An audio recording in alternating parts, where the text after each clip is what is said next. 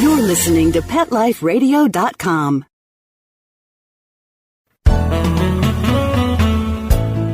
Welcome to In a Perfect World, where we can learn to speak cat. I'm Pamela Merritt from The Way of Cats. I've been studying cat language for over 3 decades. While I'm not a native speaker, I do understand it pretty well. This is a vital skill for enjoying our cats, especially since communication is vital for both proper training and happy affection. Today, I'd like to talk about what I call cat speak. I think one of the reasons I became such a good cat communicator is because I have long been a student of body language. We all are, even if we don't realize that is what we are doing. One of the first things human infants focus on is faces, and what those movements of our features are saying. Babies don't really understand language yet every parent knows how eloquent our expressions are, to even our youngest. Cats have incredible vision abilities when it comes to picking up movement, and so they have great understanding of even small movements and changes in posture. Cats use body language as their main communication tool. In fact, cats only speak because we do. Yes, cats have vocalizations with each other, but they are only used in extreme circumstances. Our toddlers understand the word no, or our raised voice of warning, or our soft tone of affection. Yet they do not have much of a vocabulary themselves. Like toddlers, cats use simple vocalizations in extreme circumstances, but use body language with each other. Mother cats call their kittens. All cats will hiss and yowl in warning. Yet, unless cats are in contact with trusted humans, their vocalizations never move beyond these simple, direct communications. If we have a verbal cat, they can communicate a more varied list of requests or information. But of course, they are going to express themselves much more freely in their native language. This is why one of my favorite pieces of advice when communicating with our cats is for us to subtitle ourselves. It's a translation device. When we speak and move, it's like subtitling a foreign movie. Our cats learn our language, which they do not instinctively understand, when they watch our body language as we speak. Cats can become good at understanding what we say when we practice our communication. The more we engage with them, the more opportunities we have to demonstrate this teaching link, helping them make the match between what we say and what we do. It's a vital first step. We can say, "Get down from there," and take the cat off the kitchen counters enough times that even a goldfish would know what we mean when we say, "Get down." Why then does our cat not comply? They do know what we mean. Yes, we have successfully taught them what "get down" means, but they are still not cooperating because we haven't given them a reason to do what we have asked. That is part of our communication and relationship subtext. We've conveyed meaning, but not emotional content. Not when our cat has a very good reason for doing what they are doing. Cats get on kitchen counters because they are outposts.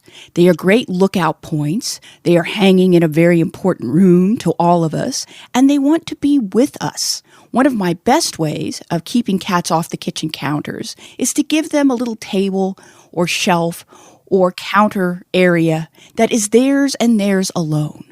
Play yours and mine, and give the cat the lookout spot they want so much. Once we've done that, we've moved our cat towards a closer understanding of our partnership in the kitchen. Getting our cats to understand is one thing, and getting them to comply is another. Imagine we are sitting in a park and we are told we have to get off that bench. Wouldn't it make a difference who is telling us? If it were a police officer, that would trigger one response. If it were from a 3-year-old, that would trigger an entirely different response. A lot of the frustration people report about "the cat knows what I want" comes from the person not realizing they still haven't given the cat a reason to care. As I explained in podcast number 4, Bad Cat, we train our cats by asking them for favors and then by doing them for our cat. This important relationship functions better the more fluent we are in understanding each other. So how can we get our cat to care that we don't want them on the kitchen counters? we have to establish an atmosphere of friendship. So what we must ask ourselves before we attempt to train our cat is an evaluation of how close we are to our cat. Instead of getting mad at them, let's try being sweet to them. Because getting mad doesn't work, does it? When we don't have a close relationship with our cat, we lose track of just how deep their feelings run. The other day, I got a lesson in that. I'd come off of a week of flu that turned into pneumonia and was feeling really low and cranky. Tristan had been cuddling with me and doing his best to help me feel better. But when he went off to play, I used my laptop to try and get some complicated stuff done. But I wasn't up to it, and it stressed me so much that when Tristan came back and asked me something, I snapped at him that I was too busy now. Well, it must have been a nasty tone, because he took off and hid under something in the living room. I felt so badly about treating him that way, I had to crawl under the thing and apologize. If this is how he reacted to a sharp tone, we get a glimpse of how upsetting us actually yelling at our cat will make them. So if we have messed up in the past, we should not only apologize, we should make it up to them with treats and sweet talk and exclaiming over how wonderful they are, like I'm doing now with Tristan. It only took an afternoon for Tristan to stop pouting. It might take longer if we've been not appreciating our own cat. So I'm making sure I give Tristan affection in ways he understands. Saying the right things to our cat is so important. I've created a whole collection of what I call affection moves that I've posted on my blog, Way of Cats. I wrote about an important one just a few weeks ago, one I call See a Cat, Speak a Cat. It is about recognizing what a cat is saying when we see them. If cats don't want to be seen, they will hide. Appearing in our sight line is a cat way of saying hi. We can return the favor by moving our head into their sight line, which is what I did when I crawled under the bench to apologize to Tristan. Cats do say a lot simply by showing up. I call this aspect of cat language presence. Mr. Way of Cats got to see a master of presence in action when James Bond was already 10 years old, and we got kitten RJ. James was always big on his dignity, and we saw RJ actually go to pounce on him. But before he could land, James radiated such caution that RJ thought better of it, activated the retro rockets in mid-leap, and landed somewhere else. Such is the power of presence. We need to be alert to when our cat is using it on us. Recognizing presence is an easy way for us to incorporate showing love for our cat. Right now, Tristan is asleep on the ottoman that I can easily see when I look over from my microphone, and I can easily blink my eyes in a cat kiss at him when he checks to see if I, A, notice his presence, and B, send a signal that I'm pleased about that. A soft saying of their name, or even a happy expression, is all we need to do when it comes to quickly touching base with our cat. We are saying it in a way that our cat will understand. That's the give and take of cat speak. Our feelings need to be conveyed to the object of those feelings. Their feelings need to be recognized when they bestow them upon us, too. Find out more about the cat concept of presence with my 4-part series at wayofcats.com/blog. It's how I keep my own cats obedient and affectionate. Don't hide. I'll be back with more in a perfect world. We'll be right back, right after these messages. Stay tuned. What if you could protect the life of your cat with something so simple and affordable that you already use every day? Get ready for the evolution of kitty litter. It's Pretty Litter. Along with all the features you've come to expect from your kitty litter, Pretty Litter's patented and scientific formula will also monitor your cat's health and detect illnesses early while providing industry-leading odor control. 2 kitty litters, same cat, same price. But there's one important difference. Pretty Litter reacts to your cat's waste by detecting health issues simply by changing color.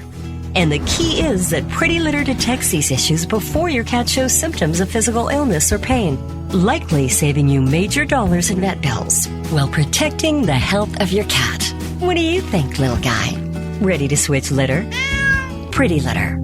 Colorful insight into your cat's health. Go to prettylittercats.com/cat101 or use coupon code CAT101 to get 20% off your first subscription order.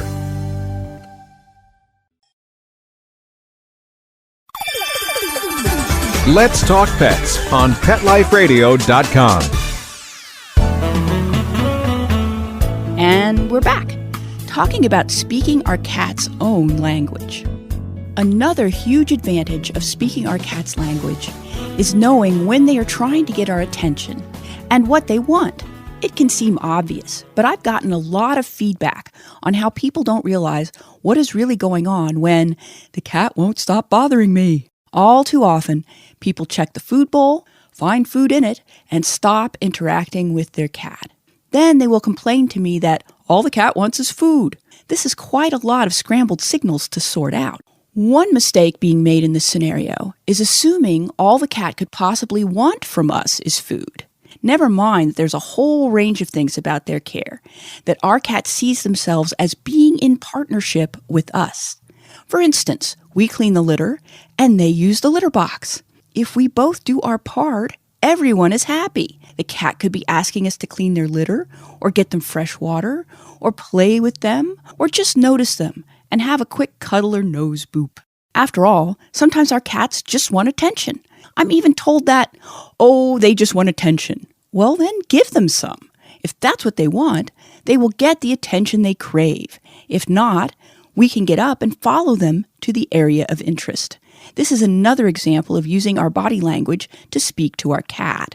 RJ doesn't think I mean anything I say until I'm saying it with my body somehow. I can say dinner all I want, but he knows me walking into the kitchen is how it will wind up in his bowl. This cat insistence on action can obscure our understanding of how much they understand the messages we are trying to get across.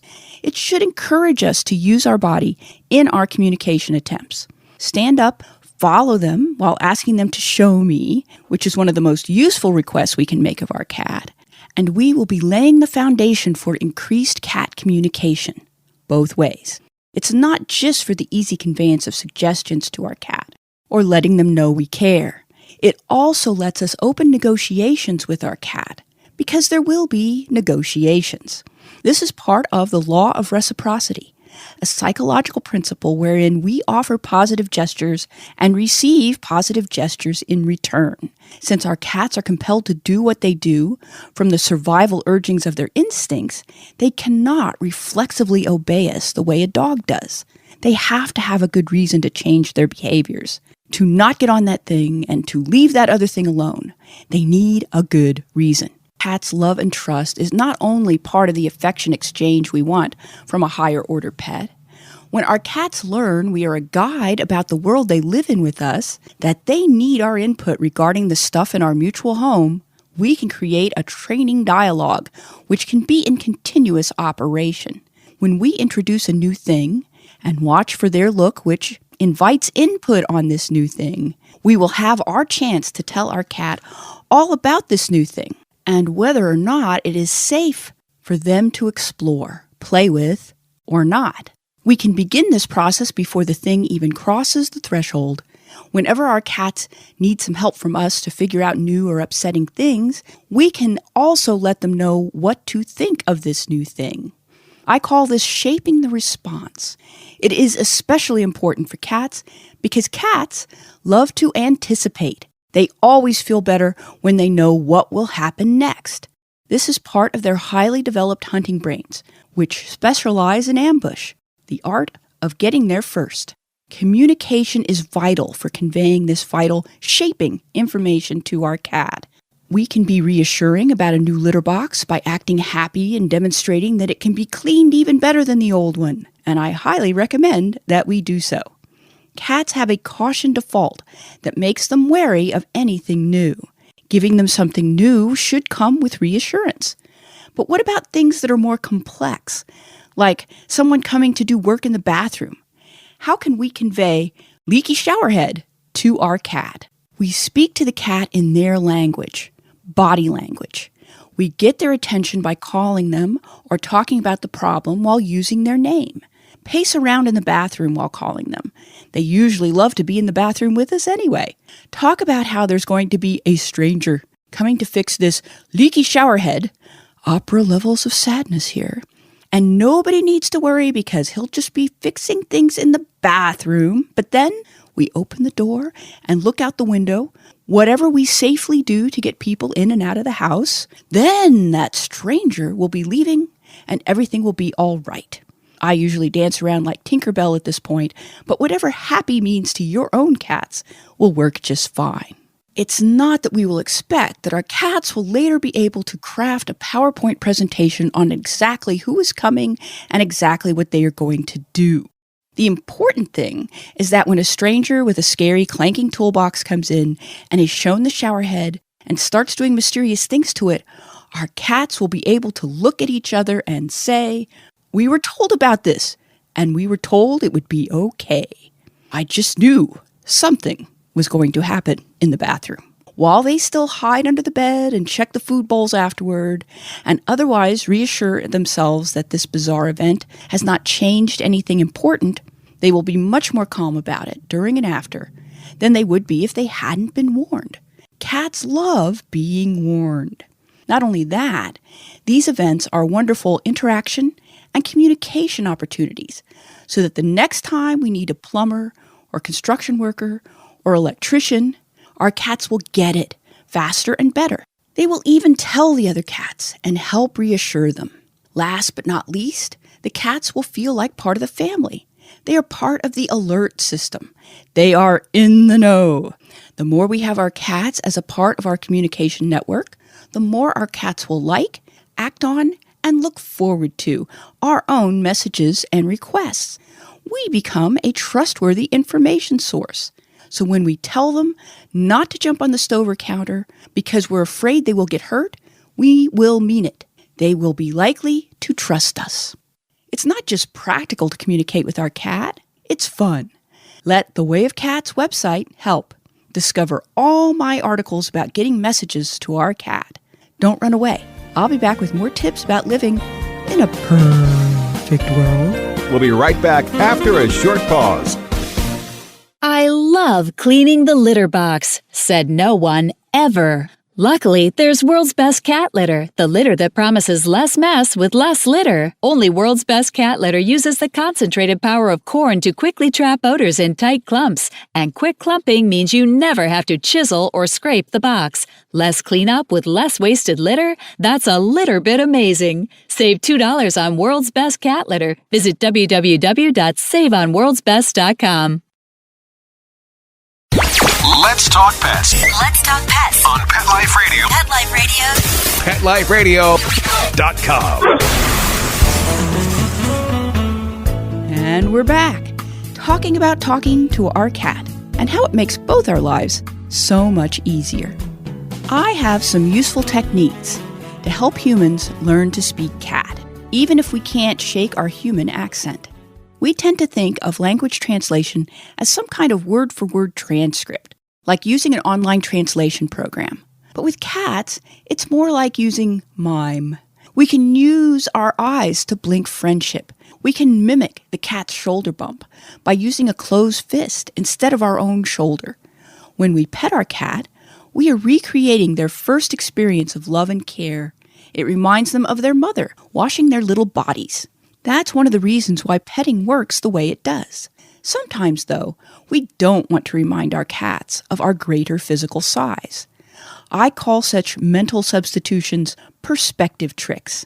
I do affection moves like big giant head, the shift, and the drape to convey a sense of physical equality to our cats.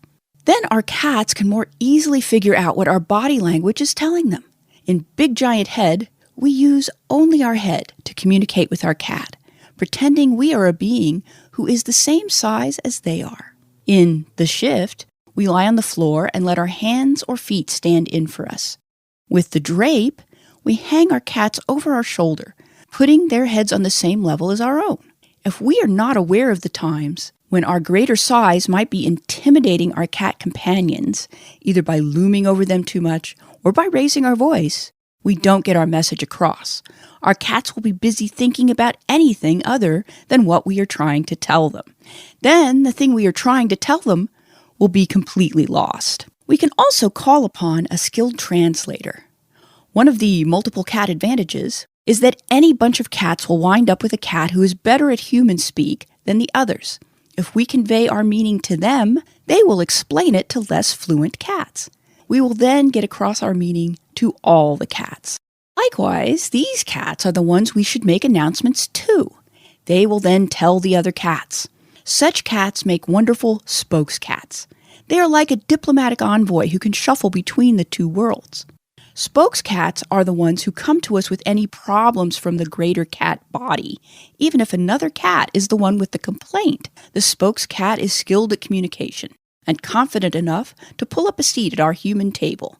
We should treasure our spokescats for these abilities. We have much we can teach each other about speaking each other's language. We need all the help we can get because the disparity between our modes of language results in what I call high signal loss. Things get through, but there's pieces missing. This leads into a concept I call the cat radio. Our cats are constantly broadcasting their moods and attitudes with their ears and tails, their posture and behavior. If we pay attention, we can pick up what cat radio is broadcasting and tune in to how our cats are feeling. Then we can turn on our own human radio and start broadcasting back. We start with soft verbal acknowledgments when we see our cat and make eye contact. We can make small movements with our hands. We can move one shoulder or make an exaggerated expression. By observing how our cats respond to these movements directed at them, we will be broadcasting to each other. It doesn't matter that shoulder rise is something a cat doesn't do or that it doesn't really mean anything to a human. It acknowledges our cat's presence. And that's all it needs to do. When we become sensitive to these small movements, when we put up our antennas to listen to their signals, we will be astonished at how many messages are coming through and how much we can learn about what our cats are thinking and feeling. For instance, it is usually Mr. Way of Cats who feeds the cats their evening meal. He enjoys making a major production of it, and apparently, so do the cats. There was an incident a few years ago when he wasn't feeling well, and he asked me to serve the evening meal. And when I did, James Bond came to Mr. Way of Cats and asked him to come do it right. Mr. Way of Cats made a command performance with all the flourishes, and afterwards told me, "You know, before I learned about cats, I would have wondered why he was staring at me. But now, when he did that after I wasn't doing what I usually do, I realized he was asking me to feed him."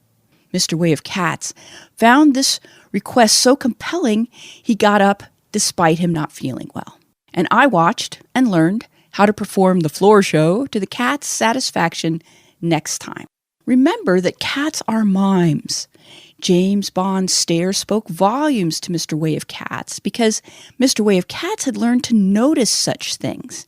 Cat attention, in context, was as good as a spoken sentence once Mr. Way of Cats put the clues together. James Bond's story that illustrates an important point about how cats communicate and how they can be misunderstood. This was when James was getting elderly and needed help with his grooming. So I sat down with a comb, started to groom him, which he loves, and he bit me. It was very gentle and deliberate. He took my thumb in his mouth and bore down ever so slightly. And then I knew why. My comb must be nearing a knot. So I got the mat splitter from the drawer, cut through the mat without hurting James, and got him all purring and looking good. Because he felt much better, and because I had figured out what he was saying. Cats lack human language, and so they must act out their intentions. James wasn't really biting me. He was trying to convey that what I was doing was hurting him. And I knew that because I've learned something very important. Cats reflect what we are doing to them. If our cat hurts us, we can react with indignation. Of course, it can hurt, but we should also react with understanding. Is this because we are hurting our cat? Is that what they are trying to tell us? This kind of misunderstanding, it is what is behind one of the most popular complaints I get. You talk about cat communication, but all my cat asks for is food. And my answer is, that's probably not what is going on. Whenever the cat asks for something, you only offer food. When I run into the person again, they are all excited. I tried those things you said, and it turns out they weren't always asking for food. It turns out the cat also wanted play, or their mouse fished out from under the couch, or just some attention. Usually the person is thrilled that their cat was trying to be friends all this time, and the person didn't realize the signal wasn't getting through. They hadn't turned on their cat radio, so they couldn't listen to the broadcast. These weren't people who were mean to their cat. They liked the cat. They just didn't understand what I was talking about, because their experience was that the cat was a mysterious black box. Not very complicated, not much fun, not very affectionate. And yes, that is what they were getting. But they didn't know there was so much more potential. Because what they were getting back from their cat was what they expected to get back. However they wound up with the cat, the relationship had become what all their friends and relatives had warned them about. Cats are not affectionate. All they care about is food. Cats are just in it for what they can get out of we gullible humans. It's just that the universal human tendency to see only what we expect to see is what was playing out in these relationships. When I told the humans that more was possible, they were then willing to see the cat's stare as interest, not boredom, to realize the cat was asking for more than food. Opening our minds to the possibilities of cat communication is the key to a whole new world of cat interaction and cat enjoyment. Like when we see our cat on the kitchen counter, we get upset because the kitchen counter is not safe for them.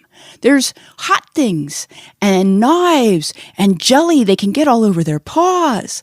So what we do is act worried for our cat. When we get them down from the counter, we spray that stinky stuff on the counter and exclaim how we got them just in time. And then we put them on their part of the kitchen. We've saved them. We're happy. We're all friends here. It's hard to get close to someone when we don't know what each other is saying. But with cats, we can understand each other. The more we work at it, the better we both get. The more we can listen to each other's requests, and the more we can do things for each other, the better. That, after all, is what friends do. I love writing about cat communication on my cat blog, wayofcats.com/blog. I have lots of cat communication moves to share and try out on your own cats. Don't you love surprising them? So tune in next time for more about tuning that cat radio in a perfect world. Let's Talk Pets, every week on demand, only on PetLifeRadio.com.